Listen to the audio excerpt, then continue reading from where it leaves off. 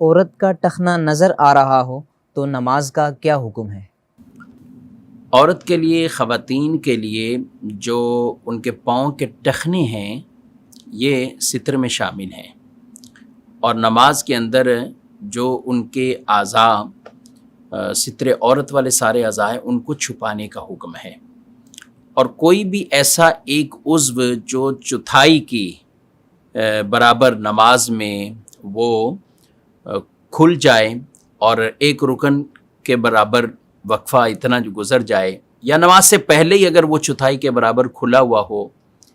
اور نماز شروع کی تو نماز ہی فاسد ہے، نماز ہوگی ہی نہیں۔ ٹخنا جو ہے یہ ستر ضرور ہے، لیکن یہ پورا عضو یا عضو کا چوتھائی یہ نہیں ہے۔ ٹخنے پنڈلی سمیت یہ پورا ایک عضو ہے، تو اکیلے ٹخنے کو دیکھیں گے تو وہ پوری پنڈلی کا یوں چوتھائی پورا نہیں بنتا، تو لہذا اس سے نماز ہو جائے گی۔ البتہ بہنوں کو، خواتین کو جو حکم ہے کہ وہ ٹخنے بھی اپنے چھپا کر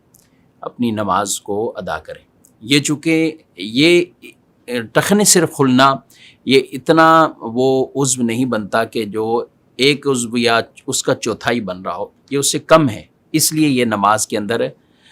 معاف ہے اور نماز ہو جائے گی۔ البتہ اس اہتمام ایسا ہونا چاہیے کہ ٹخنے بھی چھپے ہوئے ہوں، اور جتنے اعضائے ستر عورت میں جو ان کے چیزیں شامل ہیں،